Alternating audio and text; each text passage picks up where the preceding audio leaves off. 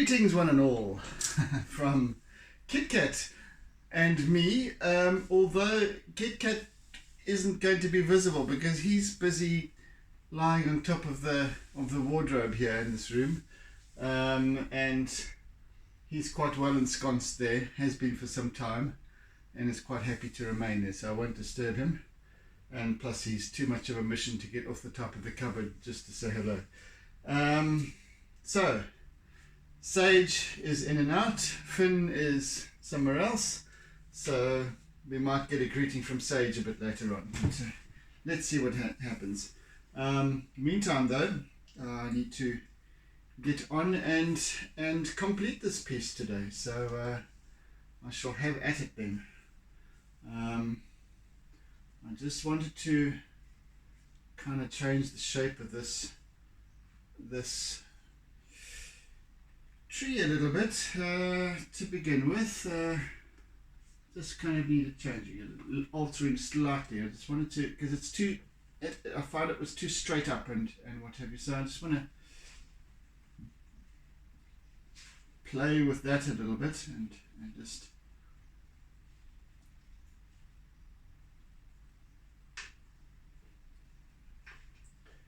kind of get that sorted out.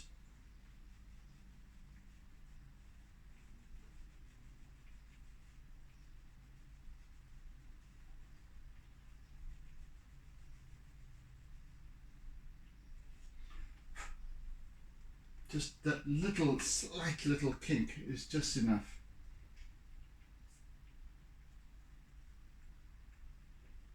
Just enough. Right.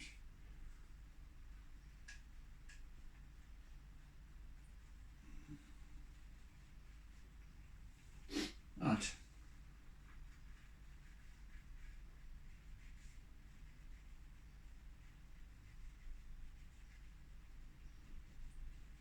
So today is about just a lot of line work,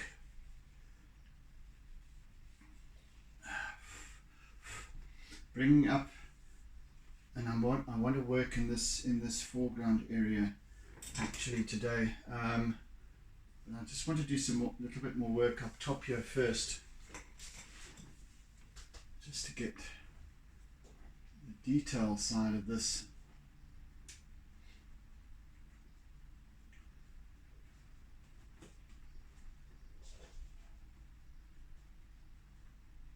I can hear Sage rattling around with her toy. Little soft toy.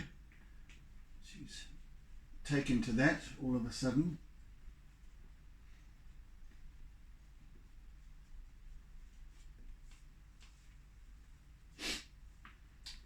So I just want to kind of actually let's use the compressed charcoal rather. I just want to hint at a few leaves and whatever. In fact, what I want to do, what I said yesterday was what I was wanting to do was just add a little bit of colour, faint colour hints into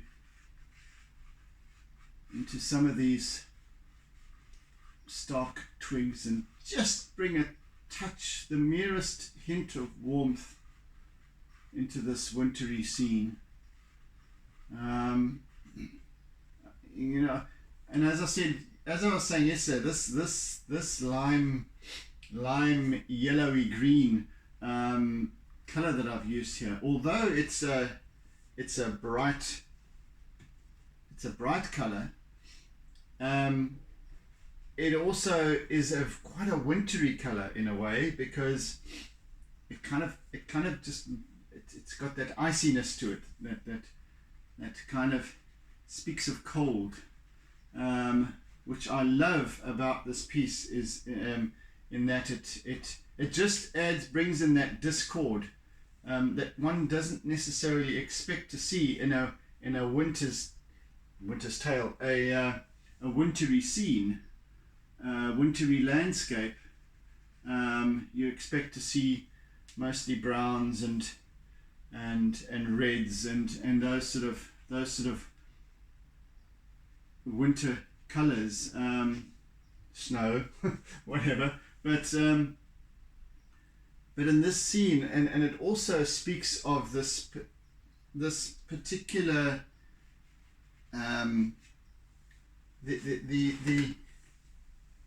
the kind of winters that we have in this part of the world. And this, by the way, is in a place called Summerfeld, which is in the outer west regions of Durban, Greater Durban, more towards Shongweni on that side. And so there's actually an equestrian, it's a whole equestrian zone, and there's a it's where the jockey these are actually the jockey training grounds, or part of the grounds, in Summerfeld, and so behind us here, kind of we just with this scene is with our backs to a huge big track, where the jockeys practice and train their horses and what have you. So it's a wonderfully vast open landscape with fields, and as I said, the racetrack, which is a fully it's a full sized racetrack really, but it's just that it's only for training, so there's this vast open racetrack area, and then there's wonderful trees all along the outskirts, and of course the entire region is all sort of large estates, most of which have horses. It's a really pretty area, and yes, this kind of scene I kind of captured. Ooh, must be all of 3 years ago now, I guess. Yeah, so times change and things change, and here we are revisiting this kind of this place. I had at some point intended to. I wanted to express this piece on a much larger format. At least more or less triple this size. This size even. I wanted it to be a huge, big 2 meters by 1.5 meters type of scale. But anyway, as a painting, as an acrylic painting almost as well. And I might even do that one day. Still, it just lends itself to that. It's a very what's the word? Awe-inspiring scene, I think. Yeah, my humble opinion, but it is that it has that appeal to it, with the lighting especially, and hopefully I'm capturing that essence. And I'm only working from, at this point, I'm only working from my little sketch that I did.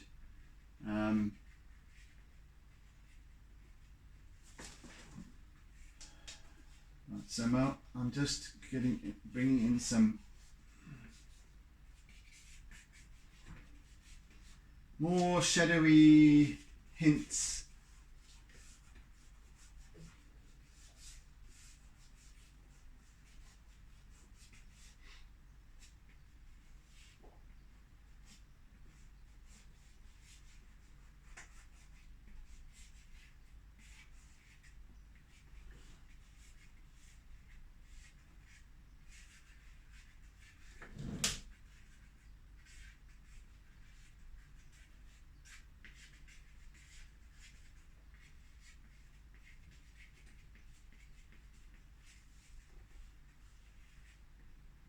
Just using a dark olive green here, just to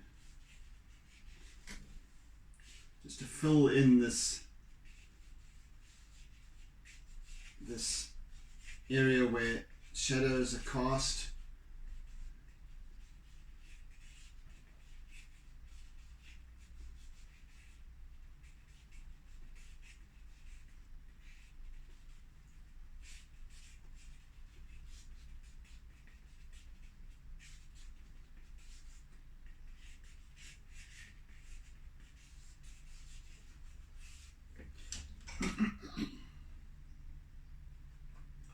And of course I want to introduce other greens as well, so let's just bring those in. All of this kind of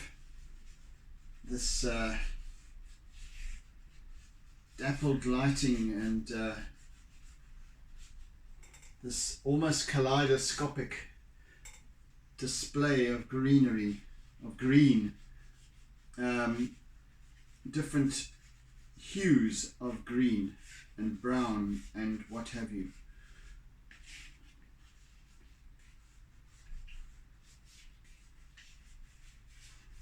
All, you know, if you can imagine, there's some quite thick grass on this landscape. The field over there included, but that's just, it's the sunlight is just falling directly and washing over this whole field. But here, where it's shining through the trees from that source over there where the sun is, and it presents this wonderful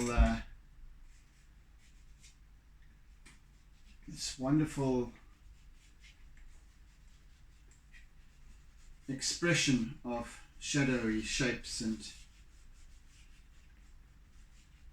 of course, as I was saying, due to the thickness of the grass, it's not starkly defined shapes. They're more, you know, spread out and in out of balance and going different directions and different intensities and what have you. So this, but yet it's almost a mirror of what we have over there, which is very starkly contrasting in silhouette.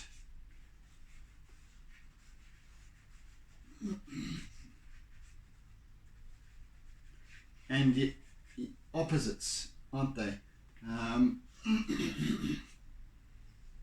These really are opposites in many ways, in the sense that they're being mirrored, in the sense that the trees on the grass in shadow are being depicted, represented in a different expression.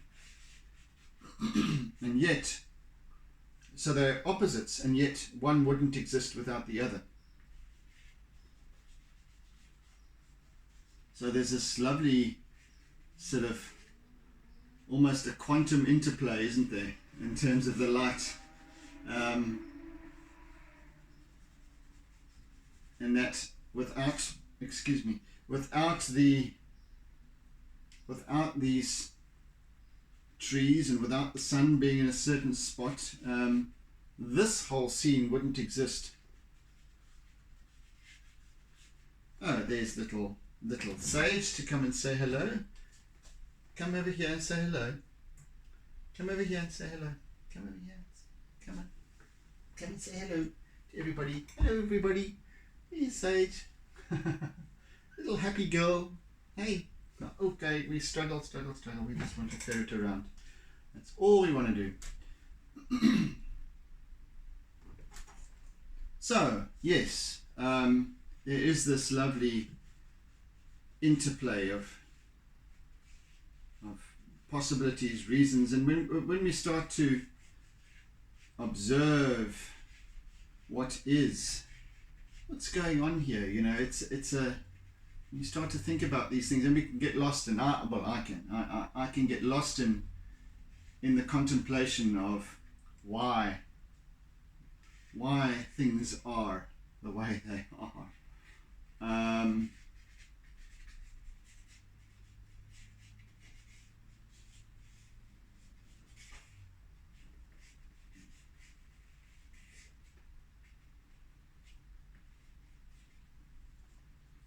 I'm particularly fascinated with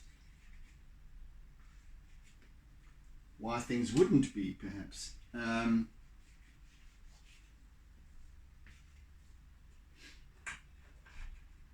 You know, that everything exists only because of its opposite.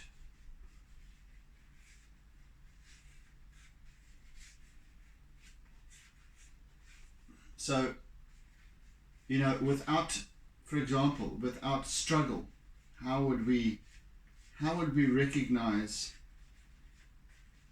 peace and harmony? Without seeing it in the world, how would we know how would we know that there was something better, and then be able to have the capacity to strive for that something better? Because if everything was in perfect harmony, everything was in balance, then there would be no need to work towards something, to fight for something, whether it's through war, or whether it's through resistance, or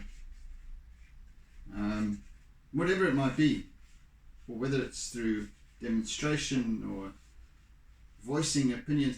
You know, we have this world of different and differing opinions and voices, but yet if there was no opposite, those things would not exist.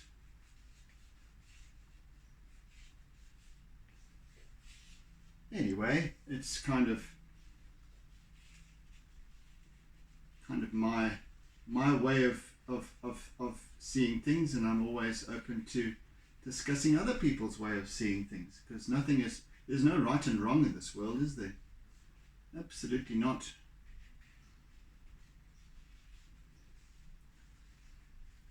I don't have the only perspective that exists in this world. There are 7 billion others, and each of them are relevant. Each of them are true. Each of them are right. I'm not wrong, they are not wrong. And that's kind of just like, it boggles the mind sometimes when we think about how much strife there is in the world, how much judgment and how much oppression there is in the world, when that's all we need to actually, that's the only way we need to be, is just accepting that the next person has a different opinion, and the next person obviously sees the world differently. Why do they have to see it our way? You know, of course we have greed and all that sort of scarcity stuff, but if we started to shift, all of us started to shift consciously more towards abundant expression, we wouldn't need for that. We wouldn't